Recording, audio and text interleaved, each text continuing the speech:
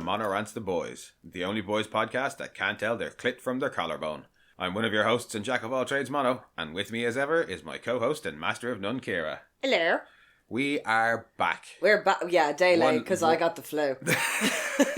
Well, that and only one of us has holidays this time, where normally both of us have holidays, so sorry we're late. And bear with us, we'll do our best to get the episodes up as quick as possible. But yay, we're back. Well, at least I only dropped 2 this time instead of 3. Yeah, so the pressure is somewhat lessened on me to try and edit and blast through them all as quick as possible. But I will still try and get it up as timely as I can. But yes, season 5, the last season of The Boys. Yes. We made it. Who would have thought that we would have stuck the whole way through? I know. Well, or that they didn't shit the bed with it. Oh, well, I mean, let's not jump the gun. There's chance for them. Yeah, no, they won't. I don't think they will. I don't think they will. No. Even though Kripke was clear to manage expectations a bit later on in the episode. Yeah, he was just like, everybody gonna die. Even in interviews in the run-up, he was like, don't be hanging on. No, I mean the bit with Worm later on, where he's managing expectations right there by having Worm say, finales are hard. You can't please everybody. I did enjoy that. But yeah, no, we had kind of always said, I think, that we wanted 5 seasons or in and around that. Like, that was what Kripke did with Supernatural originally. Technically, they may have gotten 7 if you include Gen V. Yeah, but if you remove Gen V... It's still 5, it still works. Yeah, you don't need anything extra. If you hadn't seen Gen V, the Godalkin thing might be But it wouldn't confusing. Be like just removing 2 random seasons of any other show where suddenly a whole load of stuff has changed. You're like, what? Like fucking us on Archer because we can't find season 12 anywhere. Yeah. So 5 is what we got.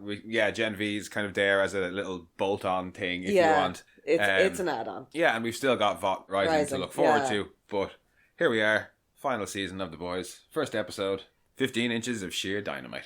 Yes. Which is the name of issue 14 of the comics. Yep. When they're in Russia and the episode, or the issue... Oh, Love Sausage and the face on the pizza. Yeah, heavily features Love Sausage. I'm not sure if the face on the pizza is in that episode. Yeah, it is. Or in that issue. And we have some proper Boys alum for the writing team and directing team. It's Paul Grelong writing, who's done... Well, actually, he's only done 3. Season 3, episode 7, and season 4, episode 7.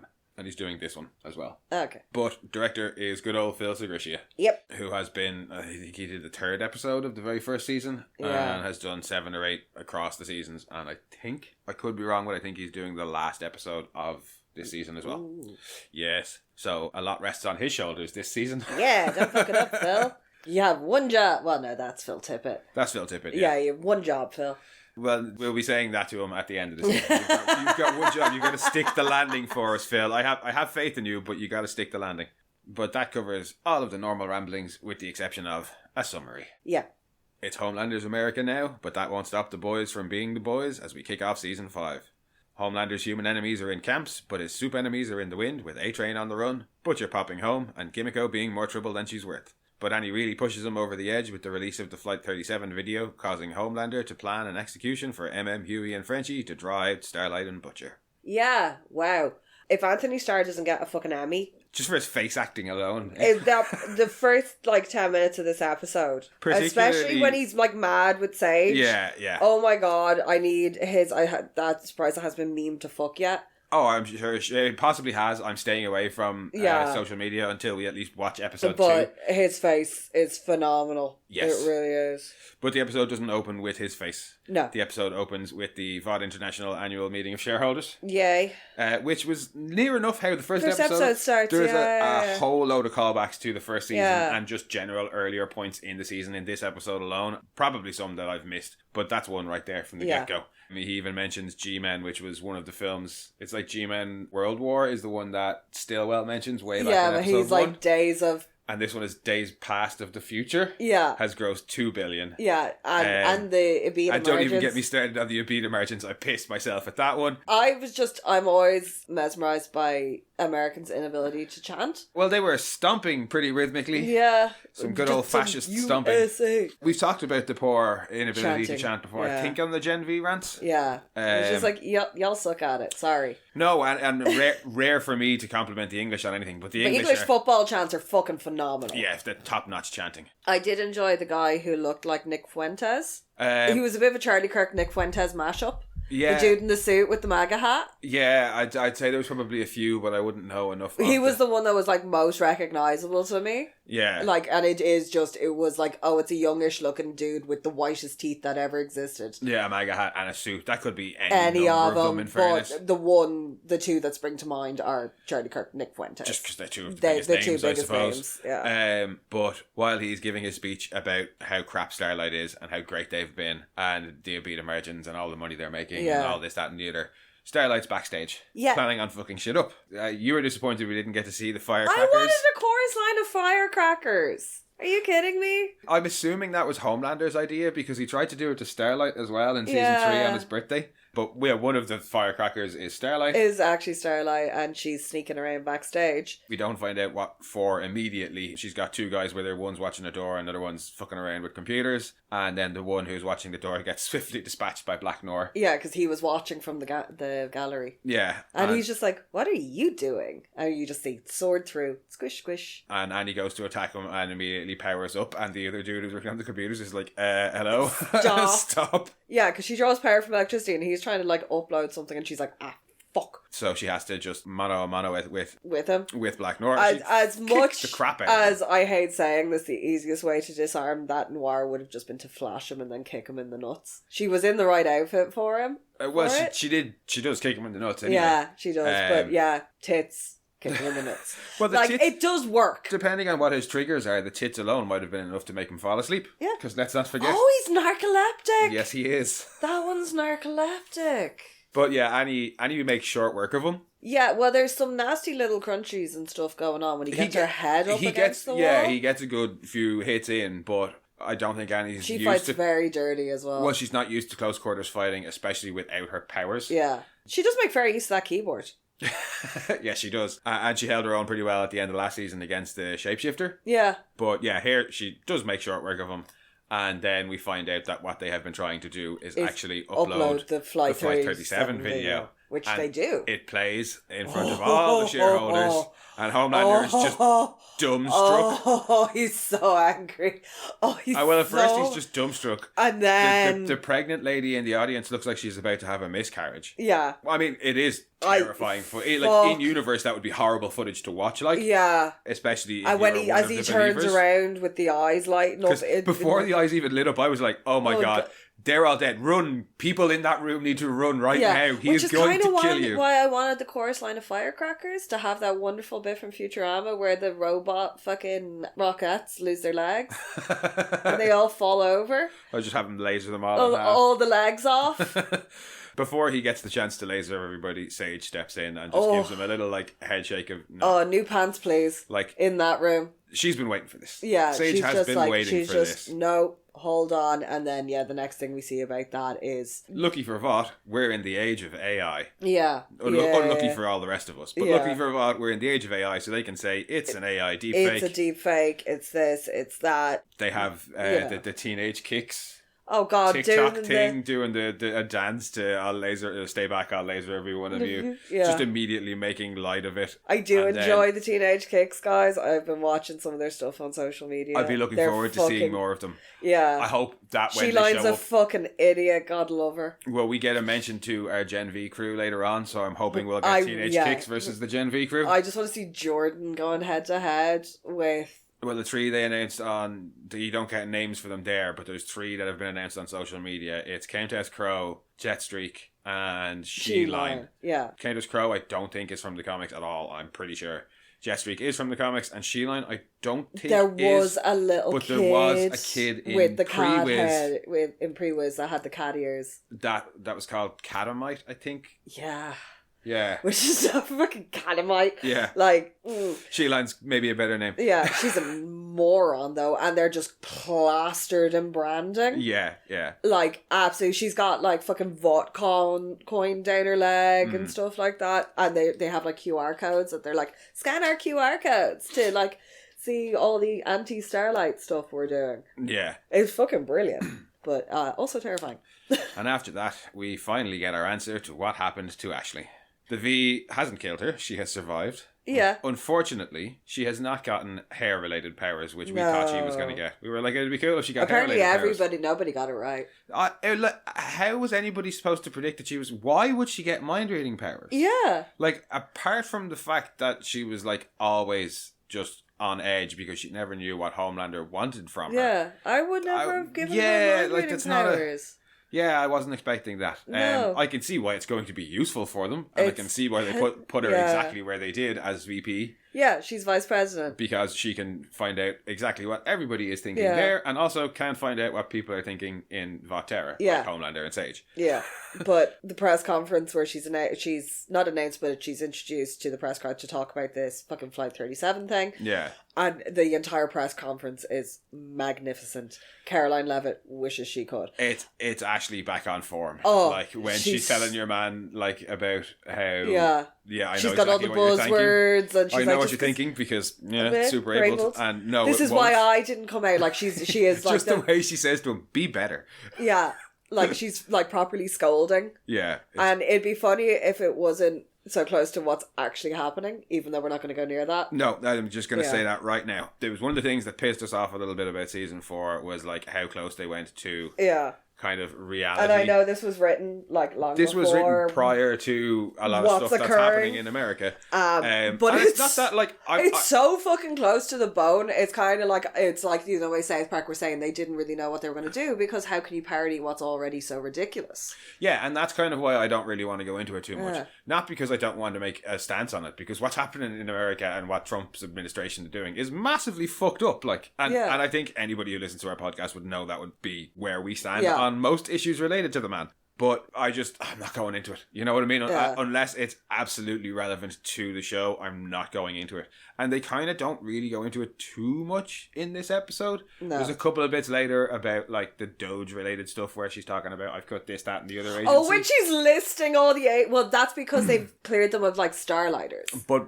largely beyond that, that listing is hilarious when she goes dead behind the eyes, like as she's reciting it. It's hilarious. Beyond basically the Ashley as VP stuff, there's not a lot. Everything else that goes on in the episode is just she is Vic the Veep, though. She is just the mouthpiece of what? Oh yeah. She is now Vic the Veep, but the rest of it is largely just the boys versus the boys versus the Seven, and that's what I wanted it to be about. And I'm hoping it'll largely just be they've maneuvered Ashley into a position where, like Sage explains it, she's like, you make the billionaires happy. Keep the share price up, keeps the billionaires happy, which means you can do whatever the fuck you want. Oh, but before we go into Sage's meeting with Homelander, but like that's the only reason she's there is so that she can manipulate shit. The reporter asks Ashley the question about the freedom camps. Ashley's response of, "Hey, look, who doesn't like freedom and camp."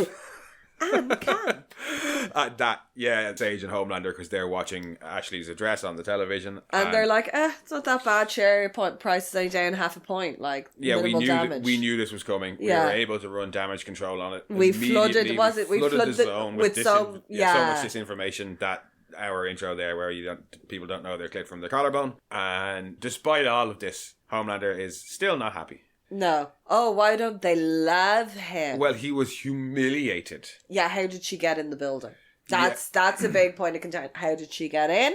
We never get an answer to that. I would like to know how she got out, because we'd never see that either. No. There's a couple of questions about that I'll hold on for a minute, actually. But yeah, Homelander is mostly unhappy that... People are making fun of him. Have you seen the memes? Have you seen the memes? Because she says that even in polls, they're still doing really well. He responds by saying, anybody can smile for the pollsters. Especially if you're getting, like, their heart. If you're getting arrested or detained for supporting Starlight, and somebody official asks you, you're not going to say yes. Yeah, I love Starlight. I love Homelander. Woohoo. Like, no, nobody's going to be like, oh, look. But yeah, he says he needs... Jesus Christ. He needs their devotion. You know, it's not enough that they just say that they're following him. He has to have their devotion. I was like, hang on. Back in season 3 when they were holding the Flight 37 video over him and Annie threatens to release it over him bringing the Deep in. Yeah, he says he's okay with being feared. Yeah, I prefer to be loved, but I'm A1 okie doke with being feared. Apparently he's not. No, and I think it's because Ryan left him. And it's only highlighted a little bit more later on. But yes, actually, because we get a bit of a Ryan tease. He's like, some news channel is calling me a murderer. Yeah. And saying I killed my son. And Sage is like, no, Ryan's in board, or he's everybody believes that Ryan's still in, and he kind of looks at her and she goes, he's still in boarding school in Svalbard. Like, the story's holding. So Ryan's not at the tower. He's in the wind. Well, last time we saw Ryan was after he killed Grace by accident? So, as I recall... He has the massive fight with Homelander, leaves Butcher. And goes to find Butcher on his effective deathbed with Grace. And then has to blow up with them and kills Grace, and we don't see what happens to him after that. So he's in the wind, effectively. He's not gone home. No. Well, he's not gone back to the tower, like. Yeah, and he's not gone home as he would know it, because that's a vault facility. They don't know where he is, and we don't know where he is. So unless he's squirreled away somewhere with this, because Butcher still has contact with the CIA, so unless Butcher's got him somewhere, which I'm hoping is kind of best case scenario, is that he's safer. I don't think he's with Butcher. No, unless Butcher was actually able to, like, get him somewhere. No, I'd say he's probably gone off somewhere on his own for the minute. Yeah. We'll find out in due course, no doubt. But Sage asks if she can speak freely. He says you can give it a shot. Give it a shot. Fucking great line. Oh, he's so mad. Well, I like that their relationship does seem to have developed somewhat. Yeah, he's like resentful of her, but he needs her. But he's more, where last season... He's more trusting of her judgment. I think he is, yeah. But especially after the turnaround last season when she hands him the phone and it's like, maybe this time you'll... changed. Yeah. Last season he probably wouldn't have let her speak freely. Yeah. Oh, God, no. Or if he did, he would have just, like, flipped out straight away. Whereas here, he's like, give it a shot. You know can me. Try. You know me. I might react good. I might not react good. You promised me Caesar. Yeah, she says... Caesar was stabbed by his friend. Well, first she says, I told you no matter how much power you got, you'd never be happy. Yeah. And she's like, yeah, but you promised me Caesar. And then she says, yeah, Caesar was stabbed by his friends. He's like, oh, I can relate. Yeah, it really not the point that she was trying to make, though. So he then is like, look, I just want to know that you are 100%. Like, how did Starlight get in? Yeah. Are you upset over your breakup with your boyfriend, Godolkin? So he knows about all of that. Yeah, have you gone back to shanking yourself in the brain? Yeah, and she says no, and then he's like, well, then how did Starlight get in? Yeah. And basically says he's done. It's over a year since that, like, they escaped, and he just wants them now. Yeah, so he's had enough. He wants her to leak that they're going to execute Frenchie, and Huey. No. Hugh Campbell, Milk, and the French one. And the French one, yeah. The way he says it, the French one. And she grins and bears it and says, yes, sir. Because that'll draw out Butcher and Starlight, and he'll deal with them. Yeah, he can once and for all. Once and for all, deal with them. Yeah, you leak this, I'll sort it out. Bing, bang, boom. Yeah, and he heads off to a spot on Firecracker's TV show. Was it Truth Bomb with Firecracker? Yeah. Or is she just hosting Vought News now, isn't it? No, it's Truth Bomb with Firecracker, yeah. And he's sitting there getting his makeup done. Oh, God, that poor girl. And yeah, there's a terrified makeup artist. And you can hear the heart. He's like keeps listening to everybody's heartbeats. Yeah. The makeup girl and the coffee girl both are the terrified. Poor, just the PA who's like room temperature, just like at least she's able to leg it straight away. Yeah. Have a good show.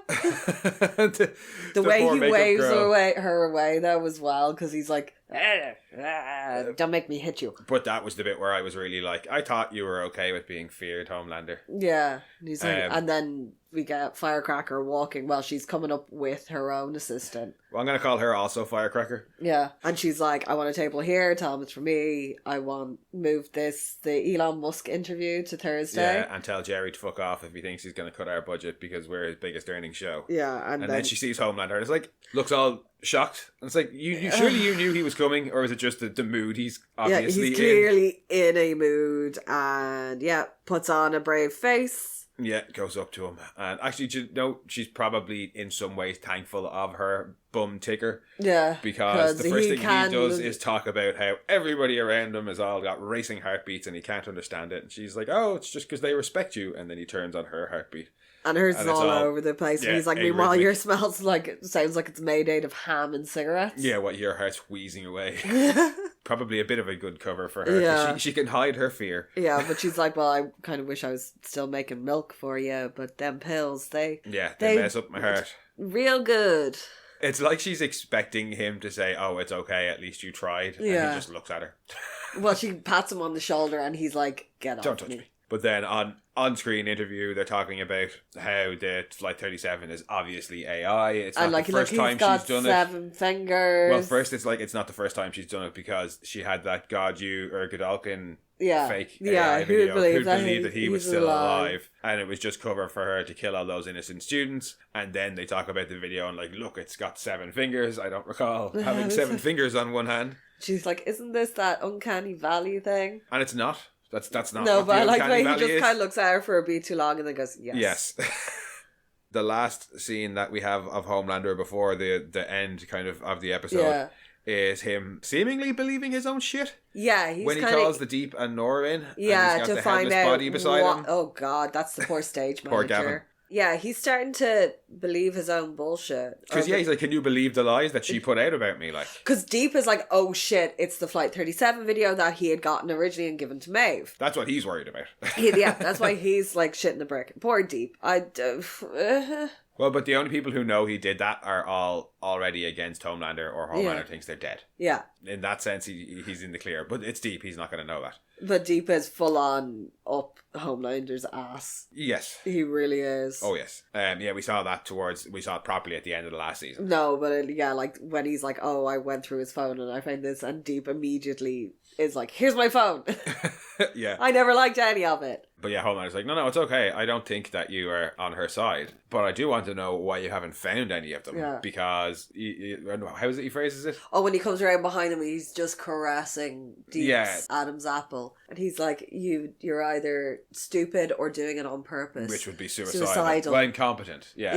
Yeah, which would be suicidal. So clearly you're stupid. Yeah. Basically. And it's like, just get it done. Yeah. More or less. And as he sends them out, he walks off around the corner of his massive room and we see a big old pod there. Yeah. With Soldier Boy inside. Yeah, he's got Daddy in the corner. Yeah. So he can gaze lovingly on him from his bed. And safely. Yeah. Because he's still probably quite afraid of him. Yeah. Outside his room, Nora walks off and he won't talk to the Deep. Yeah. The Deep's like, look, I get the method acting thing, but you don't have to do it. You can talk. The original Nora, you can talk, like, so talk to me. And he won't. He just walks off all like stiff-legged and stiff-armed. And I was like, is that Nora? Or does Nora really have to poop? Or my first thought was like, did Annie replace him? Yeah. But that doesn't work then because Homelander does have X-ray vision, but he doesn't use it all the time. I don't know. There's definitely something weird going on there because Nora's not talking. But also Homelander's sense of smell is really good. Yeah. He's like, he has been like... That's Hugh Campbell. Yeah. And he knows what butcher smells like. When he comes in through the pipe, it's one of my favourite bits. And even he mentions later on about him smelling like strawberry smoothie shampoo. So yeah, it would have to be, unless he really just doesn't give a shit about this more. Well, see, that's maybe what I was thinking, that they're banking, if they have swapped him out, they're banking on the fact that he cares so little about this new Noir that he wouldn't even bother looking behind the mask. He'd just assume it's him. Yeah. And the guy that Annie goes into that room with, the one who lives, he's not seen again for the rest of the episode. Yeah, well, we don't know how Annie got out, and she doesn't seem to have...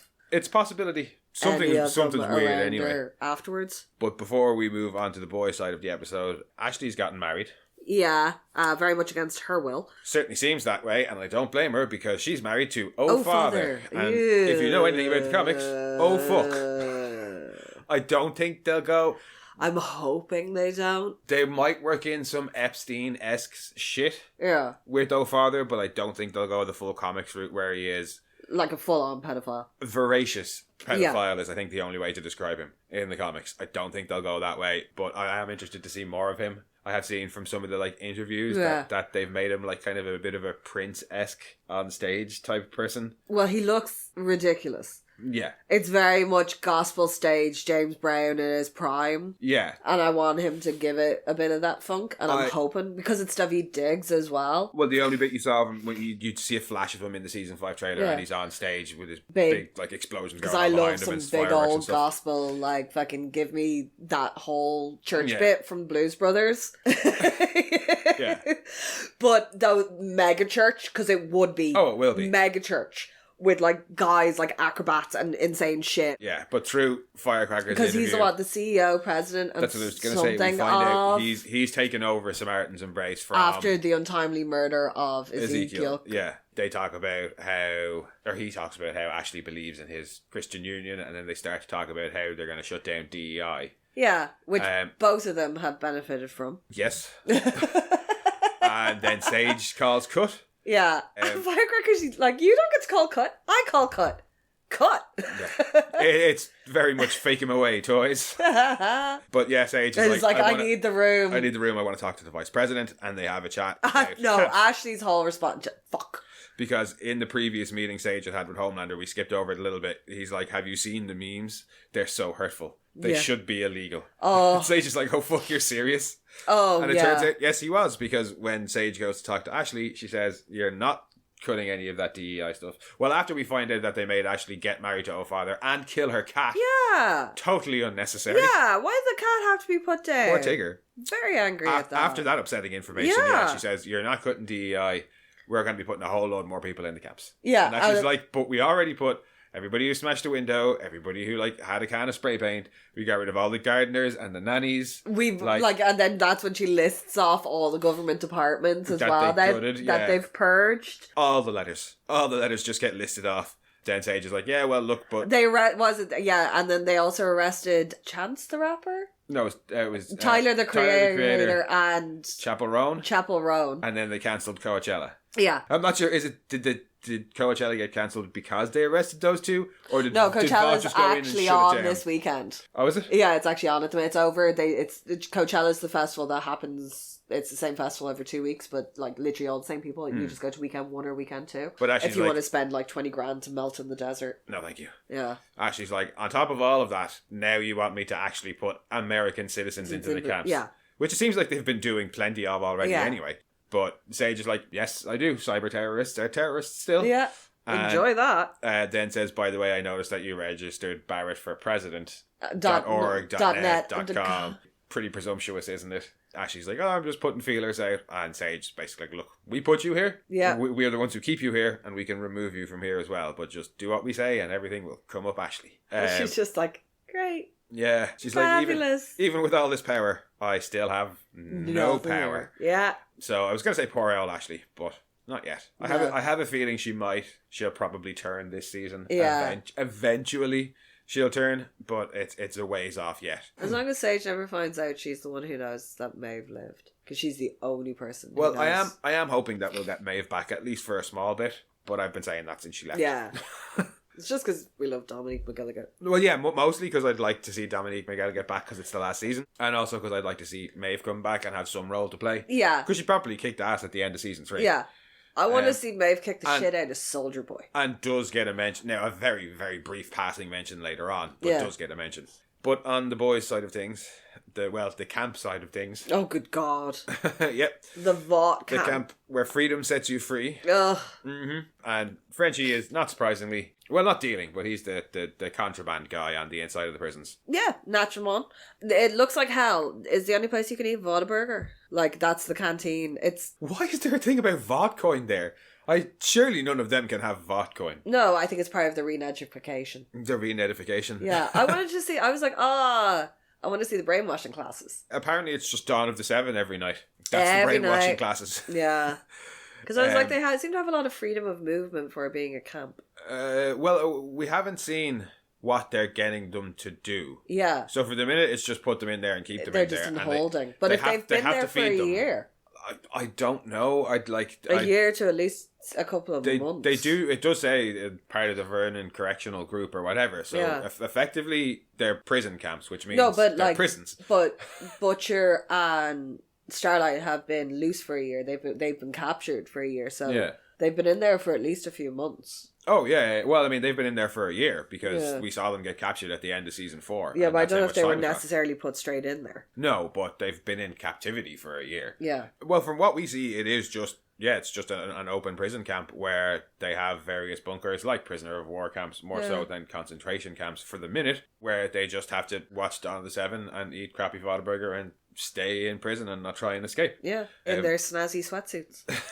Yeah, they're American flag sweatsuits that are somewhat stripy, pajama-y. Yeah. And also a violation of all the flag statutes that state that it can't be worn as clothing. Yes, but that doesn't matter to them. No, I do enjoy the cape on the back though. Yeah. I really do. I would have the sweatshirt if it just had the cape on the back. I really don't want the front decal. I could do with the sweatshirt. I definitely don't want the pants. I really don't want the pants. I want to set the pants on fire, sorry. But yeah, so... But even like Frenchie's- the floors in the bunkers, I kind of want all the bedding as well, because it's like deep sheets and stuff like that. and everything... I was like, I want all the shit It's- from the camp. It's only Vought stuff, because even the book where Frenchie has his stash Oh, is it's deeper? Yeah. But Frenchie is not paying attention. He's got his headphones on listening to French music, and he nearly gets himself shanked. But Huey comes in out of nowhere and just clocks your man. In the head. Apparently, Huey's the type of guy who goes into prison and just gets buff. And your man does not get up. No, he doesn't. You were like, did he just make him shank himself? Yeah, that was my first thought, because he doesn't get up. But then, yeah. No. He punches him square in the side of the head. Yeah. It's Like, just and your man goes down. yeah, and he's not a small guy either. No, I mean, no. neither is Huey, but yeah, Frenchie's just like, thanks, I guess. And it's really funny because the guy who tries to take out Frenchie really looks like he wouldn't be in one of those internment camps. Yeah, he's definitely got a neo-Nazi skinhead look to him. I was like, why's the white supremacist in there? yeah. Like, that's literally what I thought. He has the look of a white supremacist, and he's not wearing a Starlighter. tiny hat. Yeah. So he's not a narc. Well, he's not around for long anyway. No. After Huey's save, Frenchie gives him news from Starlight, basically. Yeah. And then goes into one of the bunkers where is fighting a dude and Yeah. not doing too well until Frenchie passes over some money to the guy who's Taking all the running bets. Then Gives him the nod. Gives him the nod, and just turns and demolishes your man. Yeah. has not been doing well. No, it's not too evident there, apart from the turlet moonshine that he takes a swig of. Oh, you can after make the fight. sangria in the turlet. And the fact that... In fairness, if you didn't know that, you'd just be like, why is he drinking water out of a toilet bowl? Nope. That's some grain liquor. Yep. And apart from him drinking The beard liquor, is back, though. well, it's more the fact that when Frenchie tells him that Andy got the Flight 37 video out, He's like, huh. he just goes, huh.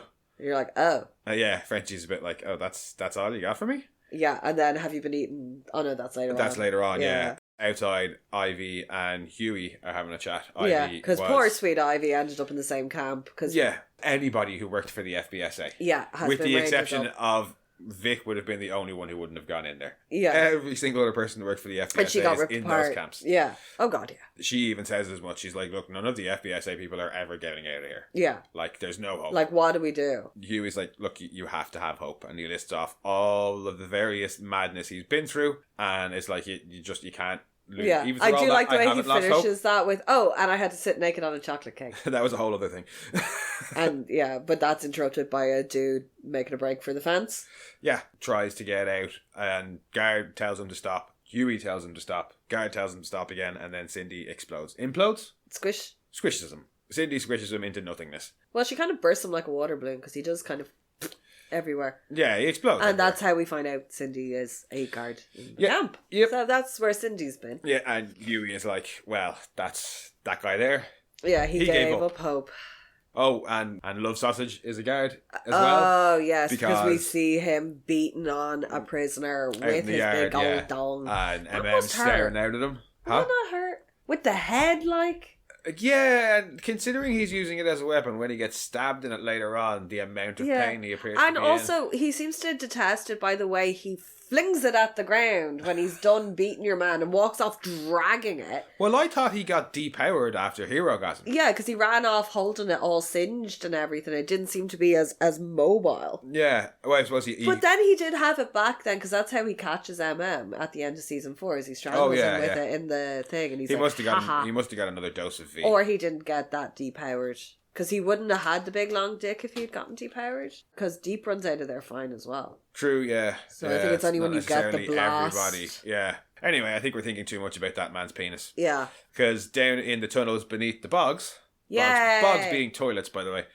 My first thought when they go down into the tunnel is there's no way that they wouldn't have been caught out for that tunnel. But it's not. It's right. The bunks are all raised, so they're actually... Because there's a little window. Yeah. So they're under the... They're not... they're under the toilet block, but they're not underground. No, it wasn't that. It was just the fact... My point was there's no way that they wouldn't have gotten caught for that already, but that gets explained later by the fact that they actually knew that they were doing it. We let you But yeah, down in their little tunnel beneath the toilet, they have... the three lads have a conversation where they found out that they're going to get executed in 3 days. Yay. And they kind of work it out that It's the Flight 37 video. This is kind of how they're reacting to it, and it's going to be a trap to draw out. Everyone knows this is a trap. Yeah, everybody hears about it and immediately understands that it is a trap, but what can they do? Yeah. So they decide that they should try and break out early before their execution, which I suppose, yeah. Yeah, fair enough. Not much they can do. There's a bunch of stuff happens in between that we will cover. But when we see them again, they're planning their escape back in that little tunnel under the toilet. Meeting. And talking about, well, Huey's like, I just want to go through the plan to get it straight in my head. Yeah, we go through the Eastgate, we blah, blah, blah. And M's like just, you know this. Yeah, shut you know up. this. Here, have a drink. Shut up. Yeah, shut up, have a drink. Have a line, this man. Shut the fuck up. Yep, he doesn't want any. He offers some to Frenchie, and Frenchie's like, no, I'm clean. I've been sober for like the last 4 months. And he's like, how have you had your shit together tighter than ever in an internment camp? Well, I was like, trust you to have now to be the time to turn your life around. Like, and I suppose if you're going to do it anyway. Yeah, may as well. Although he still has access to it because he's the one dealing it. Yeah, he's just not actively partaking. And then I was like, well, fine. Frenchie says, have you at least been eating the fresh produce? Fresh produce I've been smuggling in. So yes, they are only eating Whataburger. Yeah, because that's it. He has like an orange earlier. Yeah, says, hey, look, I've got plenty of grain in this grain alcohol. Yeah. And takes a big old swig. Frenchie and Huey try and comfort each other a little bit, being like, I'm sure Annie's fine. Oh, yeah, because that's the thing. They're fine. like, you know, you don't even know where Kimiko is. Well, that's how responds. When the two of them are trying to comfort each other, he laughs at them and it's like, you don't even know where they are. Like, cop on to yourselves. like we don't know where Kimiko is. Like, we know Starlight's out because she got the video out. We know that she's doing something, but Kimiko, no. Yeah, Huey confronts him a little bit on it and is like, you're the strongest one I know. Like, you can't be the one to give up hope. Cop on to yourself. We've been in worse spots than this. Responds saying, no, we haven't. And even if we have, when we get if we get out of here, we ain't surviving the war that's coming.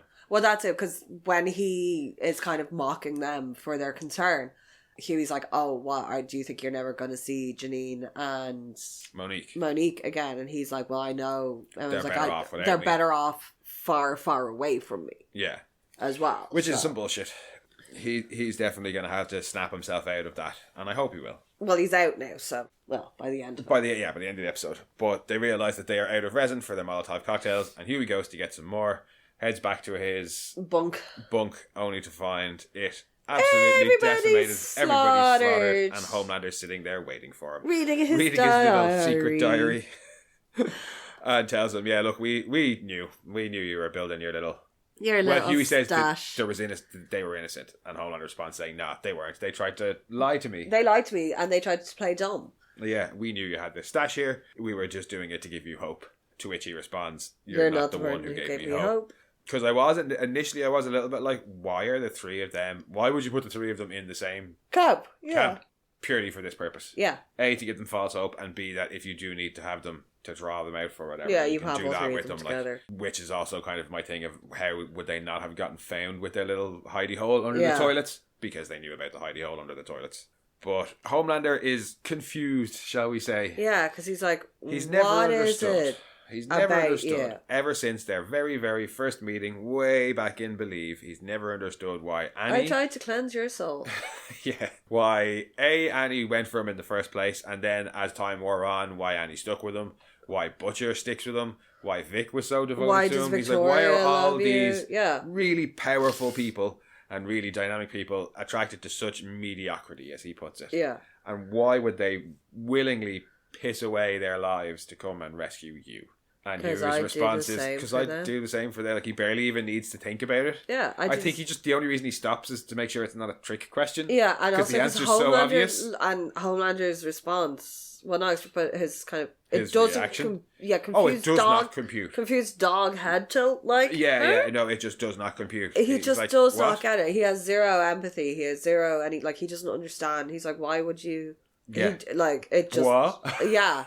Error 404, like. Yeah, he just response absolutely not found. It's not something that he can comprehend. Yeah, the idea of sacrificing yourself for somebody else. Yeah, you love me. Not to get anything in return either, but everybody else should love me because I am great.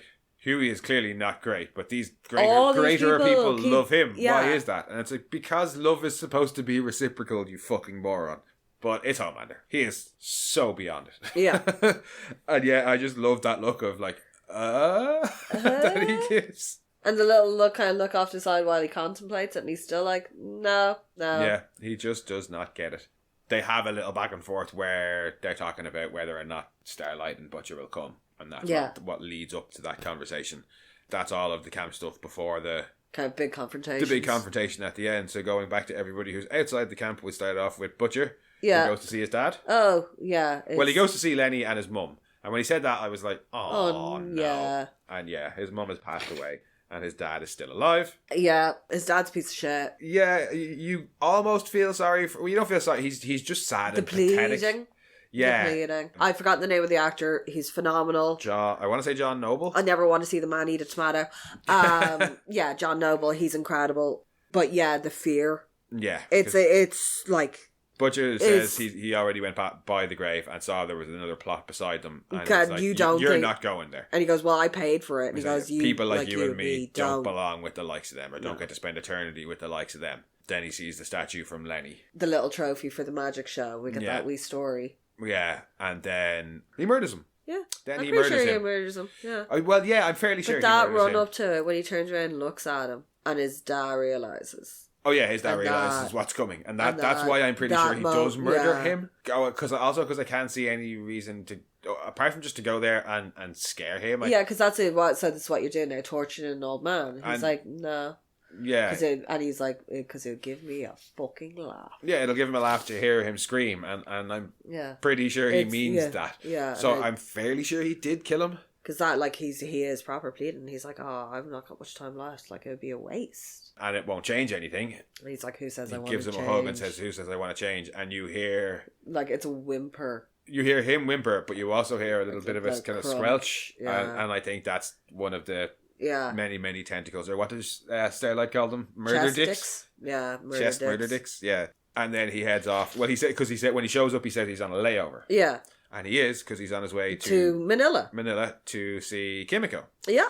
Who is... At first I thought she was maybe teaching the boy, and then I was like, oh no, the boy is also probably deaf. Yeah. And she's just signing to him. Yeah. Also, when she hears... She hears the noise. She hears the Butcher outside. React. He doesn't react, and she sends him away and gets attacked by what we find out is Butcher. Yeah. And he says, I'm not here for you. Tells her the story. They're going to execute Frenchie, and Huey. Just the way he calls her. Dozy Bint. A dozy bint. I'm not here for you, you dozy bint. The only thing that I like the fact that he's in his I'm in the tropicals camo. Get up, he's in the light cargos. He's like, I'm in the tropics. Tells her he's got a CIA plane that's wheels up in an hour. Yeah, so that's how. That explains how he got into London, because when his dad opens the door, he's like, "You're a wanted man." Yeah, as well. Like how he still got anything to do with the CIA at this point? I don't know. Or is he just using Mallory's credentials everywhere he goes? Probably. Or I'd say he's still, given what's going on, and he was working with Mallory. But he's probably still been vouched for. And the CIA are now under the Homelander administration. But anyway. Who knows? We might find out. But but it's the CIA. Are they under anybody's administration? Yeah. And I kind of feel like we had the surprise of Kimiko being able to talk spoiled, because the scene where the two of them go to Annie just would be so much funnier if we hadn't seen her talk in the trailer. Yeah. Again, trailers, stop. I know stop giving away shit. I know she screamed at the end of that. End of season 4, no. But if we had that reveal there where she gives Annie a hug and tells her skin is so oily. Yeah, and she's like, holy shit, you could talk. And he's like 16 hours on a fucking plane, not a peep. Thing. All you say is oi oi oi, cunt, cunt. That would have been so much better if I had known that she could talk. But still a very funny trailers. Scene. Still a very funny scene, don't get me wrong. And the trailers have had worse reveals, as we talked about in season 3. Yeah. But yeah, that spoiled it a little bit for me. It would have been way funnier if that had been the first thing we heard, as opposed to what we saw in the trailer. But yeah, so the two of them go to Annie, and Kimiko talks a whole lot. She's out in some camp thing. I think it's supposed to be like an old kids' school or something. Yeah, I know. I think it's like a kids' like summer camp type area. Or she's in the real freedom camp. She's in a real freedom. Yeah, she's in like Camp Crystal Lake at this point. But yeah, so the three of them are together now, and she finds out that Huey's or that the three of them are going to get executed. Butcher's like it's gone from now 36 hours. They have a bit of a back and forth about why Butcher didn't go looking for them before now, And he's like, oh, it's because you want the virus and you want Frenchie and you need him still. Only now because they're about to be executed, you have to get him out. Yeah. And then she pulls out the map. She pulls out the photos that she took with a flyby, and they kind of have a go at her. They're like, why did you didn't go if you knew where they were? You know where he was this whole time. It makes me want to hit you. No, what was it? Makes me want to slap you in the tits, I think. No, something, then tit slap you and then hug you. Yeah. I'm hoping Kimiko's dialogue will get a bit better. It was a bit... I know... Blurty. Yeah, I know it's supposed to be just that she hasn't got the filter quite there yet. Yeah, she's basically... But some of it was a bit hit and miss. I thought some of her dialogue was a bit hit and miss. But yeah, they kind of have a go at Annie, and Annie says, look, they're safer. They're actually safer where they are than with me, and I'd be inclined to believe her. Because they're far more fragile. Well, like in terms of... One of the first things that Butcher asks Annie is, where are your troops? Yeah, they're all dead. And she's like, where do you think they are? Yeah. And presumably dead is the answer. Yeah. Well, at least any of the human ones. So there is some truth to her argument of leaving them where they are, at least until they are under direct threat, which they now are. Yeah. So they say, how are we going to get him out? Butcher says he knows a little worm that can get them in, and Annie says she knows somebody who can get them out. So they split up to do recruitments? Yeah. Butcher heads off to recruit Worm. Oh, Worm is so fun. I like Worm. I don't think we're going to get him back. We're not going to get more never Worm. Contact me again is the last thing he says. Well, actually, it's not the last thing he says, but... Yeah, Worm is awesome. I love him. Yeah. He's hilarious. Doesn't seem like he's a great writer. No. Well, he is, was it Reacher? I think so. Yeah. His lines are so bad, I actually have kind of blocked them. There was something about, what they say about men with big, is it shoes or big shirts? Or big dicks. Something. All I know is big dicks is the punchline. Yeah, he pauses for ages and then just goes, oh, well, I'll just use that line. Yeah. And I'm not surprised that the AI they replaced him with has higher scores on Rotten Tomatoes than him. I do like that he's wearing a Mesmer t-shirt, though. Yeah. At first, when I heard the clickety-clacking and the dialogue writing, I thought it was going to be, what was he called in Gen V? From down in the archives in the basement. Ironically, he was called the Rememberer. Remembering things. Yes. Drunk Emma. Well, high as fuck Emma. Yeah. I thought it was going to be him, but then I don't see how he would have helped in that situation. And Worm is very, very fun. But he tells Butcher to fuck off. Well, first he's like, get in here, you're a wanted man, and then fuck off out of here. Yeah. Because whatever you want me for, I don't want anything to do with it. And you can't even hold that shit over me anymore, because I don't work at FOT. Yeah, I don't even work there anymore. Well, he says, that's, you can't hold that stuff over me anymore. You can't blackmail me. And Butcher says, I've got those creepy texts you sent. And he goes, first of all, Miranda Cosgrove was 19 when I sent those messages. And secondly, I don't even work for FOT anymore. Yeah. They replaced us all with AI. Butcher's like, well then, how about I help you get back at FOT? Yeah. You dig me a tunnel. You dig me a tunnel. And I fuck FOT. Yeah. Well, he's like, I need a tunnel dug. And he's like, how does a tunnel get back at FOT? And he goes, well, you dig the tunnel and I'll fuck FOT up, basically. Yeah. Tells them where to meet him. Well, we do see him eating some soil in a kind of nervous reaction way when he's talking to Butcher. Don't fill up. And it's like, huh? That's what he says about needing a tunnel dug, and says, come and meet me 20 miles outside of Rochester. And he's like, ooh, Rochester, got that good honey soil? I don't know. It's that. Oh, that's nice. That's tasty. I'm not a geologist. I'm sure it's very relevant. But while Butcher is successful in recruiting Worm, Annie is unsuccessful in her attempt to recruit A-Train. Yeah. She had asked Kimiko if Kimiko likes croissants. Yeah. She's like, yeah, why? And A-Train shows up with some croissants. Yeah. Various baked goods. Yeah. Bear claw. From a boulangerie, no doubt. There's a bit of a back and forth about whether or not A-Train... Well, first there's a bit of a back and forth about the fact that Kimiko can talk. Yeah. And that A-Train is with them now. Yeah. And then Annie explains, look, they're going to kill 3 guys. We need your help. And he's like, I ain't helping you break anybody out of a VOD camp. Like, I ain't trying to die. And she's like, look, we really, really need your help. I understand you're scared, but you can't keep running forever. And he's like, no, it's not about scared. I've got a family to protect. Yeah. And he's like, actually, okay, I get it. Yeah, fair enough. Because I do too, and that's what I'm trying to do right now. So I can't take you away from your family to save my family. So fair enough. Off you go. And Kimiko says that they shouldn't let him go, but she says, no, look, Homelander really fucked him up. Yeah. And it fucked me up for a long time too.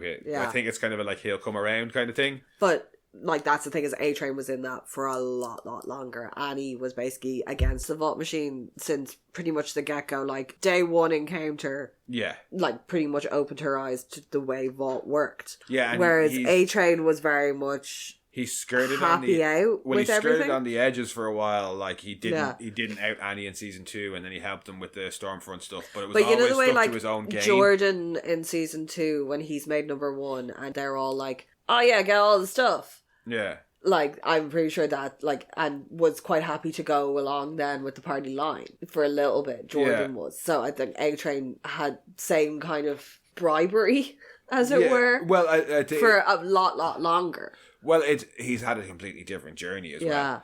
But as we discover later on, it isn't about fear, and it genuinely is about protecting his family. Yeah. Because we find out his family is in France. Yes. That's where the Brittany? fresh croissants came from. Yep. And he's on the coast, stupidly. On the coast. Yeah. As well, we don't find out why yet, but yeah, maybe not a great idea to hang around bodies of water. Yeah. But yeah, Nate and Reggie have made up. Yes, he's gotten them out. He's keeping them safe. Yeah. Like, they do have to move around constantly, which is a pain in the ass. Nate's trying to make him not feel bad Yeah. about that, and A-Train is like, look, you don't have to... Like, I fucked you over. I'm the reason you're in this in the first place. I know it's shit. You don't have to pretend that we're on holiday. And yeah, because A-Train going against Homelander put his entire family in danger. Yeah, and he has been running them, I'm guessing, all around the world to keep them safe. Yeah. Nate acknowledges that, and he's like, look, you remember that day we really got into it at the park, and I said you'd never saved anybody. A-Train's like, yeah, well, you were right. And he responds with, well, I wasn't. Yeah, because you've been saving us for the last year. Because you've been saving us. And he saved a couple of other people in between as well that Nate doesn't like, even know about. He's like, you know, you saved me. Yeah, you saved my wife. You saved your nephews. nephews. You saved MM. He doesn't like it. Yeah, he doesn't know, but he saved MM. Like, he saved Huey as well a couple of times. Yeah. And later on in this episode as well, he saves Huey once again. Yeah. But yeah, and he's he like, saves Mom another would be... girl. Mom would... He learns. Yes. Another one of those full circle moments from the first season. But he says to him, yeah, look, Mom would be so proud of you. Yeah. And then the two nephews come running in and they're like, hey, why are those birds acting all weird? Well, it's one of the nephews. He's like, hey, what's going on out there? And there's birds circling and it's like, shit. Yeah, guess... That's the deep. Guess who's going to arrive. Yeah. Was it Xander? The shark is called Xander. Yeah. I also discovered where the deep keeps his cell phone. In his man titty. Yes, maybe he has a specific pouch. Or maybe he just shoves it in one of his gills. Well, how does it stay dry, though? Waterproof phone? Yeah, well, it's because I say wetsuits, you know, not dry suit. Well, waterproof pouch in his wetsuit, maybe? I don't know. Look, we're 5 seasons. Can we stop talking about where the deep keeps things on his suit and why his suit is so wet? No, because Annie has a thing built into her glove. Like, she has a little comms thing in her glove. And that just kind of makes sense to me. I was like, what? Like, surely they have some sort of inbuilt comms thing that's not their personal fucking phone. 5 seasons of way too much detail. Don't care. I don't care. Yes, the deep shows up. He's on a hammerhead shark. Where do you find that? The Azores, apparently. Yeah. Thankfully, A-Train's family are gone. But A-Train has hung around to tell the Deep to fuck off and stop chasing his family. I'm sorry, the way the Deep kind of sneaks up and like over the little half wall and is like looking around while the music is playing, and then the second A-Train says they're not here, the music just stops. And he's like, oh. And they have a little confrontation and he's like, well, I can see how scared you are of him. And Deep's like, I'm not scared. He's like, you're fucking terrified. Yeah. Like I said that once. Because, I used to be like that. Yeah. It's never going to end because you're going to hunt me and then Noir is going to hunt you. Yeah. The new Noir, because Homelander killed the old one, remember? Because that's how everybody around him ends up. Yeah. When Deep is like, I'm not fucking scared, he looks terrified. Yeah. I'm not scared of Homelander. Yeah, he just says, like, look, I was there too. I know. And it's pathetic. You're pathetic. And when he goes to walk away, Deep says, I'll never stop hunting your family. He just turns back and looks at him and just runs off. Yeah. After A-Train runs off, you can hear some clicking from the shark. And Deep's like, Xander, we're leaving. I tell you we're leaving. God. So he's getting grief from everybody. Yeah. We skipped over his podcast. Actually. Oh yeah, him and the Deep have one of these Manosphere podcasts called. Well, Deep and Nora. Yeah. Yeah. Have one of these Manosphere podcasts called Deeper, or no, not Deeper, Manhandled. Yeah. And apparently Deep has given up women, sex, love, all that beta shit. Not sea life. I wouldn't think so. No. No, he prefers the sea life. Noir just has a soundboard. Yeah. Which is hilarious. Yes. It's only a really short bit. It's, Annie's watching usual, atypical fucking Manosphere wank by the looks of it. Yeah, I'd say we'll probably get well, like all the posters that they have around it are all like... The posters were fucking hilarious, actually. Ridiculous. Absolutely ridiculous shit. And why does he have the phone? That's the one thing I love, that it was like they are in this massive studio and he's filming on a phone like 4 inches off his face. Because you gotta have that content for TikTok. Yeah. We don't, but they do. Yeah. But yeah, before the guys head to actually break everybody out, I think we don't see it, but Annie breaks the news that they couldn't get A-Train. Yeah. And Butcher's like, well, what the fuck are we going to do then? I've got us a way in. And Annie says, look, we'll fly them out one by one if we have to, but he's we'll like, get right, them whatever, out. We can't we'll get wait Frenchie around. out first.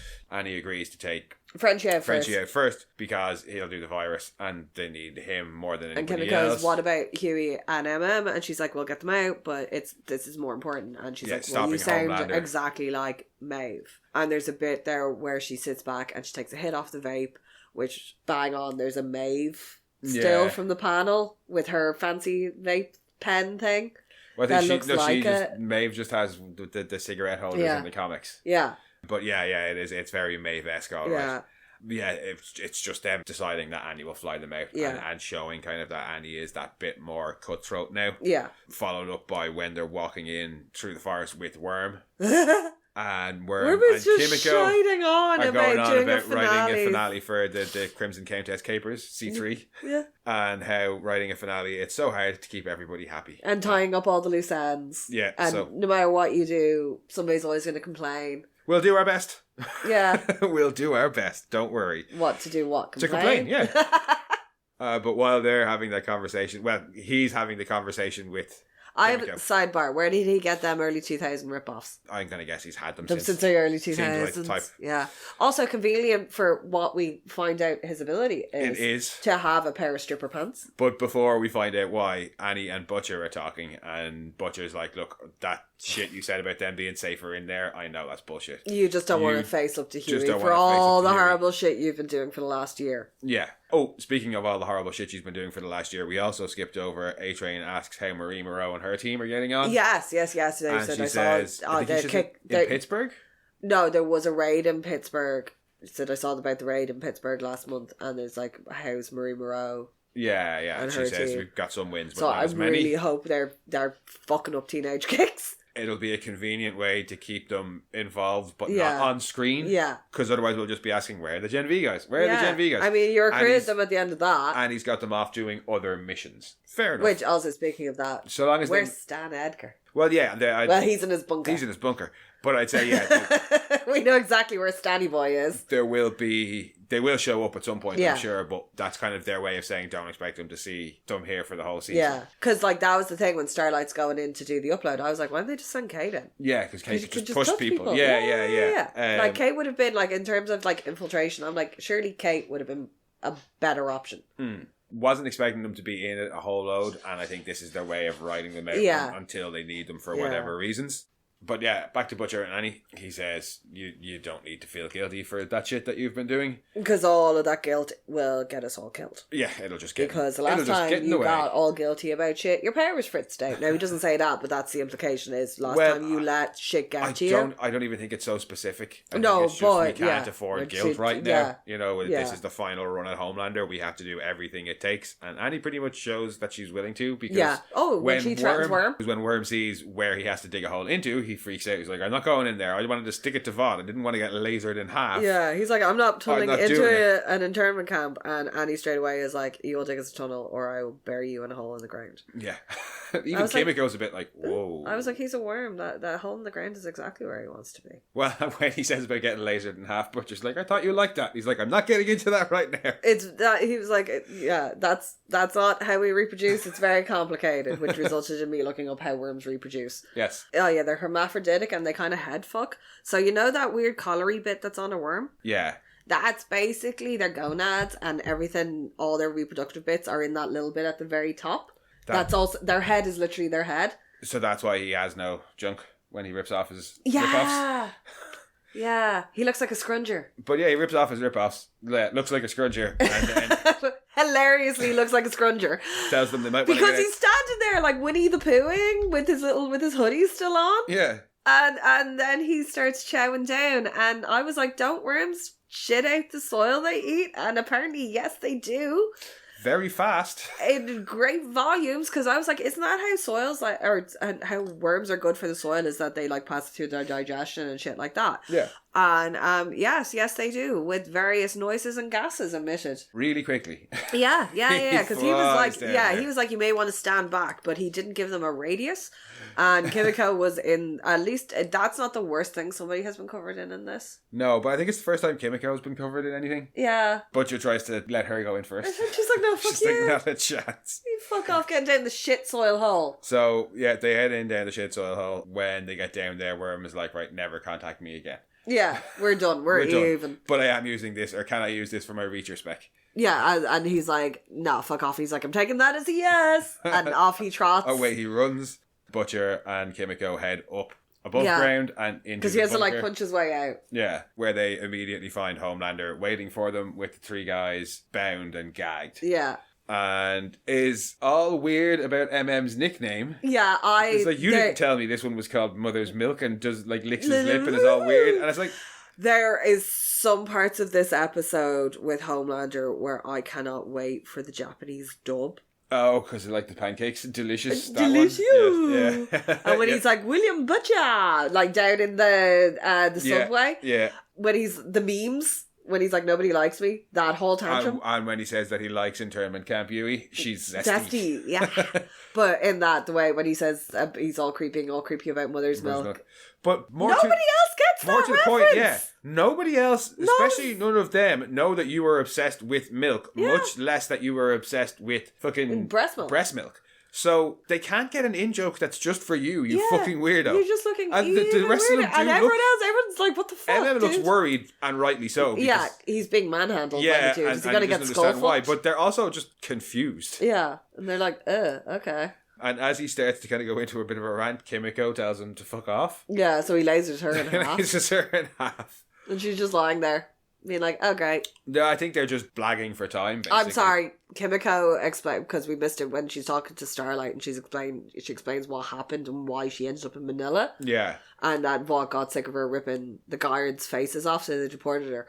And she did try and sneak back once in the wheel well of a 747, but she fell out at 10,000 feet, and that took ages to regrow, and they found her an asshole a mile away. Yeah. And I was like, oh, this is going to be an even nastier regrow. At least by when she had the arm ripped off, by the next day she had like a little baby arm. Yeah. There's going to be a bit. Unless they can do... Sucker her back together? Yeah, just go and get the other half of her and kind of try and stick her back together. Oh, like the Amazing Steve? Yes, exactly. Like, was it the Incredible Steve or whichever? The Steve one. Not finding somebody with the in his name. Yeah, exactly. Him. I liked him. I wanted more of him. That seemed like fun. I don't think he's going to come back. No, but I would have been interested to see how far away he had to be for things to reattach, if there was still like blood connecting them. But Homelander's going on a little bit of a rant. Oh boy, howdy is he? Yeah, he notices exactly what's going on inside of Butcher. Oh. And it's like, you've got a real Butcher. viper's nest in there. Like, I'm flattered. Yeah, I thought it should go to all this length, but Jesus. It's real commitment. Like, he is. He's like, he is like, it's almost a shame to kill you because you're the only person who's ever stood up to me. Yeah, and as he's monologuing, Butcher and Kimiko are looking at their watches, and then Kimiko like signs to the guys. Frenchie tells the two guys to kind of close their eyes, and he shows up and blinds Homelander. Yeah, she basically flashbangs everybody. Well, yeah, anybody who's outside and in the direct line of sight of that giant fireball that she turns into gets blinded, because you can see not only Homelander but Cindy and the guards are all the guards outside rubbing their eyes and stuff. Everybody makes a quick escape and kind of splits up. Yeah. Chaos in the camp. Everybody from the camp is now trying to make a break for it because the guards were all outside, were all incapacitated. Yeah, so Butcher gets Frenchie and half of Kimiko to some measure of safety. Yeah. And then sees Cindy exploding people and decides that he needs to take her out first. Yeah, she's more of a liability to his plan because she's just squishing people left, right, and centre. Goes after Love Sausage. Yeah, sees him and is like, I'm having you. That's a personal vendetta. Vendetta for Mia Papa. Like, and he's like, I'm having you. I can't have Soldier Boy, but I'm having fucking you. And he and Huey have a hug. And then Huey sees Ivy running and is like, oh fuck, and goes off to get her. And he's just there going like, what the fuck? And then she sees Frenchie and she goes off over that way. Yeah, she saves Frenchie and Kimiko and flies off with them. And Ivy and Huey see that and they're a bit like, oh shit. Well, no, she does go to Huey and like she's talking to them a little bit Yeah. first, and then she sees what's going on. Yeah, and goes and saves them. she goes and saves them because they're about to get shot in the head while they're making out. Yeah. Because not the appropriate time to be no, making there's out. a time and a place. That is not it. I was like, why don't they just go out the tunnel? It would take a lot longer. Yeah, I know, but And he can fly pretty quick. But once Homelander's there, going down that tunnel's not going to be a good way of escaping. No. But in the chaos, you could have gotten one or two of them out there. Yeah. Because when they all split up, he is at a bit of a loss, is trying to locate them. Yeah, well, he's still, I think, dealing with being blinded. Yeah. Because MM and... Love Sausage. MM and Love Sausage have their fight. Yeah, I'm going to cut that thing up like a fucking party sub. I Near love enough it. does. Yeah, and when he gets the little smirk back in, and he's like, haha, let's go for it. Yeah. There's a good back on their fight is intercut with like everything else that's going on, but they have a back and forth. Eventually MM gets the upper hand, stabs him in the tip of the cock, and then strangles him with his own cock. Yes. Which, in another full circle, that was how they first met, when his penis smashed through the window at Sage Grove and strangled MM. Yep. Another nice little full circle moment. Butcher goes off, gets Cindy, throws her through a building. Yeah, he's using all his chest tentacle things. Goes into the building and immediately covers her hands with tentacles, and then is about to like rip her apart. Yeah, well, he's got her up against the ceiling and he gets all his tentacles lasered through. Yeah. She makes a really funny noise when she falls. Yeah, immediately fucking gets the fuck out of there. Yeah, oh yeah, no, she did not turn around. She backwards scampered that way out of there. Yep. Like, you would go up the wall. Like, physics don't work when you're that afraid. You're like going through shit. Because she fucking, see ya, gone, bye. Because when he's holding her up and the guard comes in and he just stabs him with the tentacle immediately. Yeah. But Homelander blasts Butcher through beds and stuff. Yeah. And goes looking for him and can't find him. Can't find him. So instead he decides to go out and find Huey. Huey is trying to keep Ivy calm. But Ivy's freaking out. She's stood up. She unfortunately dies. Yeah, Homelander lasers her straight through the skull, and then goes and grabs Huey, drags him out into kind of the middle of the courtyard between all the buildings, and just yells William! Yep, Butcher comes out, sees what's going on. It's a... Not quite that, but... Yeah, not quite there. But it is very much, look who I got. Yeah, he's done playing around effectively. Yeah, I got your fucking little baby Huey. He's not using it for leverage. No, he's like, I am going to straight up kill him in front of you. Well, I'm going to kill him in front of you. I'm just using him to get you out. Yeah. And when Butcher is out, I'm going to kill him, then I'm going to kill you. Yeah, he immediately goes to laser Huey. You see Butcher try and spring out one of his tentacles from his hand, and then everything stops dead. Yeah, you get the rattle. I did like the gravel rattling. A-Train shows up. He has decided to help. Yes. You get the little moment where he looks around, he kind of makes an assessment, and then he starts to run. That man has not got good running form. His little slowed down jog. For somebody who's supposed to be you would think he would actually have correct running form. I know he runs super fast, but I'm sure it wasn't an easy thing to film, but it's just a funny looking run. He's just got to, in terms of... He speeds up a little bit at one point and it looks fine. Yeah. But when he's running slower, it just looks so bad. In terms of cinematic runs, it is not up there. No. And it would have been a hard thing to do because you're trying to make it look like you're running fast while running slow. Yeah. Unfortunately, he didn't pull it off. No. It's just a bit funny looking. Yeah, it really is. But he saves MM. Yeah. And he saves Huey. He gets lasered a little bit in the shoulder. Gets lasered a tiny bit. Enough to knock him over, and when he gets up, Homelander is like, Homelander for a second. Yeah, I've been looking for you for a year. Yeah, I think that's it. You come out to save Huey. But I think Huey, who's been trying to kill you from the very, very start. But I think it's just A-Train stays for long enough to know that he's got Homelander's attention. You're gonna kill me. Yeah, and then go. No, I think he's fully intending on taking Homelander away from the camp. He runs. Homelander chases. Yeah, and everybody else escapes there. Everyone else gets out, and Butcher helps. And he's back at the gate, and as everyone's coming out, and Huey's like, "Where the fuck were you?" Yeah. And she's like, "Are you injured?" And she's like, "Are you injured?" And he's like, "Where the fuck were you?" Oh, I think it's angrier than that. And I don't think he just means like, "Where did you disappear to just now?" I mean, where have you been for the last fucking year? But everybody does manage to escape. Yeah. Well, at least we assume everybody manages to escape. Everybody we give a shit about is escaped. Yeah, back with Homelander and A-Train. Homelander is chasing A-Train? Yes. When we have our bit of a hoa through the trees.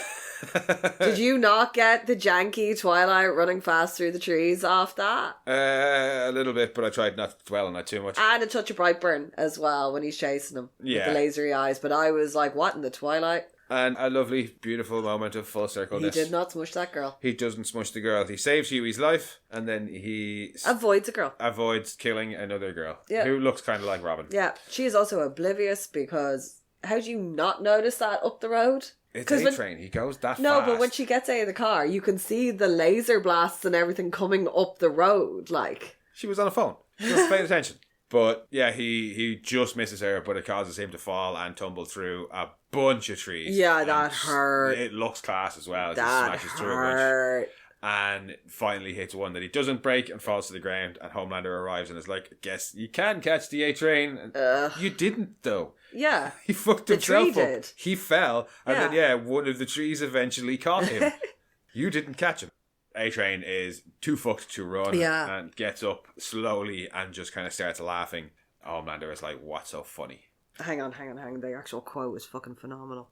What was I so afraid of? You were fucking nothing. Really? Yeah, really. You're just an empty fucking suit. Take away those powers and what are you, huh? A pathetic, weak, snivelling fucking loser. Yep. Just continues to laugh. We do love when people tell Homelander that he's disappointed, that he's pathetic. Yeah. I mean, A-Train wasn't going to be able to tell him he was a disappointment, but he sure can tell him he's pathetic. Yeah. And he laughs. Weak. He laughs the whole time. Because if there's nothing Homelander hates more than being called weak. Especially when he had been calling A-Train weak a lot of the time previously. And fat and but you can't run anymore. Well, he fucking nearly outran you, didn't he? But everybody else as well that he kills generally, nearly exclusively, because he's like, I'm not afraid of you anymore. But has displayed fear. Yeah, everybody, and he's choking A-Train out, laughs at him, trying to get A-Train to stop laughing. Yeah. I think he realizes that no matter how hard he chokes him, A-Train is just going to keep laughing, so he just snaps his neck and kills him. And for realsies this time. For real, yeah. Because, when he road hauled Blue Hawk, I was like, oh, okay, that's a fitting ending. He knew his heart was going to give out. Yeah, we talked about it back then. We thought that would have... initially thought that was the end of him. Yeah, we were like, and I was like, that's a fitting ending. Yeah. This ending is better, but it hurts a lot more. Yeah. Because now we're sad A-Train is gone. Because A-Train was on the... he had turned. He was doing the right thing. Yeah, he wasn't a good guy. He had done a lot of bad shit. But he owned up to the fact that he wasn't a good person. He stopped believing in all the bullshit and fucking grew up and realised his actions have consequences. And in fairness, Frenchie and Kimiko would probably be the only ones to be alive if he hadn't shown up. Yeah. So he saved nearly all of the boys. Yeah. I don't know if we might check back in on his family until maybe the very end when everything's done. Are they going to still hunt them? No, that's what I'm saying. I think maybe they won't. Now that he's dealt with it dead, himself. They won't bother hunting him, but we as the audience will still want to know. So if they do an epilogue, we might get a quick flash of them somewhere happily living back in New York or whatever, you know? Yeah. Him back at the community centre. Yeah. But it would be a dick move for the writers of the show to kill A-Train and then kill his family afterwards. No, you can't do that. But that's where the episode ends. Yeah. With A-Train dead. Yeah. And with... So the boys are out. Love Sausage dead. Love Sausage is dead. A-Train's dead. Ivy's dead. But A-Train is the big one. Well, they did say Kripke was do not be too precious about them because... No, I'm kind of expecting anybody who was on the 7. I only want one person to make it out of this, and that kill anybody you like except for MM. If you touch Mother's Milk, if you kill MM, if MM ends up burn the studios to the ground, anywhere other than back with his family happily. MM has to survive. I can even manage. Everyone else can die.